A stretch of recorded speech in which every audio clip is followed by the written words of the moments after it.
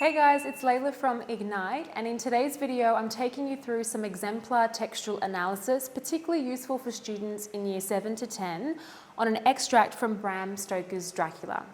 But before I get into that, please do like and subscribe to our channel and click the bell for notifications. And if you are interested in some resources to help you navigate your way through your HSC studies, check out our website Ignite HSC. But for now, let's get into today's content.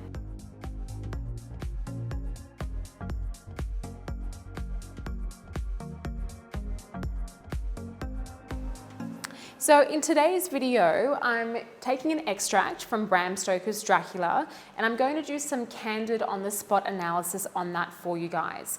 But my point in doing that is to reiterate in anyone doing any textual analysis's mind, the steps that really must be undertaken in order to unpack how meaning has been conveyed in a text. So if you're a younger student in particular, and you're a little bit stuck with English and you're wondering, well, what's really the point in my English studies and what am I seeking to convey in my writing? This video will be particularly useful for you. I'm going to talk a little bit about what textual representation actually means, and then show you how to actively read an extract from a text in order to unpack how a composer is using those aspects of form and feature in order to convey some sort of impact or meaning to the responder. Okay, so when we're thinking about texts and we're looking at how ideas are conveyed in text, we're really asking ourselves, how is representation functioning in that text? Now, what that means is how has the composer used form and feature to convey meaning? Now, I've highlighted this arrow here because I'm trying to illustrate that as a student, you can't just simply assert that meaning has been conveyed in the text. If you're saying here that a composer has explored this particular theme, or this quote evokes this idea, you're not actually justifying the assertion that you're making. You must get into the habit, and indeed it should be second nature for you, to assert how the composer has used a technique or an aspect of form in order to trigger their responder to appreciate that idea that is being conveyed. Okay, so that's what I'm going to showcase in my reading of the following extract.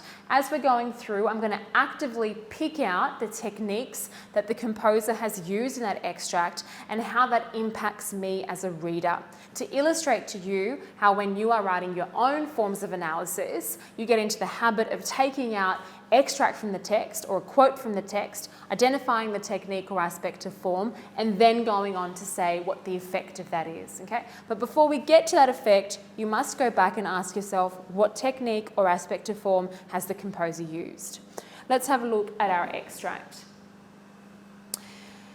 By this time, I had finished my supper, and by my host's desire, had drawn upon a chair by the fire and begun to smoke a cigar, which he had offered me, at the same time excusing himself that he did not smoke. I had now an opportunity of observing him, and found him of a very marked physiognomy. His face was a very strong, aquiline, with high bridge of the thin nose and peculiarly arched nostrils, with lofty domed forehead and hair growing scantily round the temples, but profusely elsewhere. Okay, so that's the first read. Now, just to kind of orientate you in the text, I've picked Stoker's Dracula because it's quite a popular text for students in years 8, 9 and 10, particularly if you're doing a module on Gothic literature or the late Victorian period. And it's just a really great text to read in terms of how the composer has used forms and features to convey this real exotic otherness of Dracula.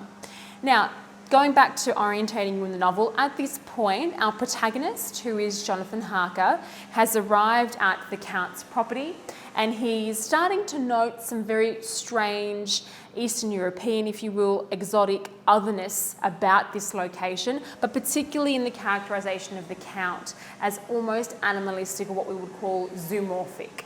So let's have another read through and start to unpack what techniques have been used in the extract. So we have, by this time, I had finished my supper. Whenever you're doing analysis and you're seeking to assert that you as a reader has engaged a personal dialogue with the narrator, you can comment on first person narration. The I invites us into intimate dialogue with the composer. And by my host desire, had drawn upon a chair by the fire and begun to smoke a cigar. This here is very effective in conveying setting to the reader. The fire conveys a sense of imagery, and begun to smoke a cigar also appeals to olfactory imagery, which is smell, to give us a strong sense of both the temperature and the smells that constitute the surroundings, which he offered me, at the same time excusing himself that he did not smoke. I had now an opportunity of observing. Opportunity and observing, the repetition of the O is a form of alliteration, drawing our attention to how astutely Jonathan Harker is watching the count, and found him of a very marked physiognomy. Very marked, see the assertion in what's being conveyed there and the level of certainty, we call that high modality. His face was a very strong, repetition there, reinforcing the strong nature of his face, aquiline, with high bridge of the thin nose and peculiarly arched nostrils. So again here, visual imagery is being used to convey the appearance of the count, with lofty domed forehead and hair growing scantily around the temples, but profusely everywhere else. And the imagery is continuing there too. So what I'm hoping you guys have taken away as I've read through that extract is how you actively read through portions of a text and you ask yourself, okay, what techniques are being used? Setting, characterization, visual imagery, narrative voice, and modality are always good places to start. So if you are watching this as a younger student and you want to kind of build on your bank of techniques, take note of all of the techniques I mentioned as I was reading through this, and just also note how as we're reading through, we're actively asking ourselves, how is Stoker or any composer using those aspects of form and feature to impact us in some sort of way?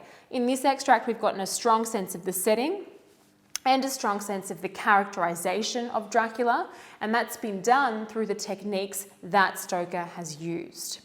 Okay guys, that concludes my analysis for this video. I'm hoping what you've taken away from that is the emphasis on analysing how composers have used forms and features in order to convey meaning to responders. And I've given you an example of that through reading through this popular extract from Dracula. If you have any questions, please do comment. And if you like our content, please do also like and subscribe to our channel and click the bell for notifications. And if you do want extra resources to help you with your HSC studies, check out our website, Ignite HSC. But for now, guys, again, thank you so much for watching, and I really hope to see you in the next video.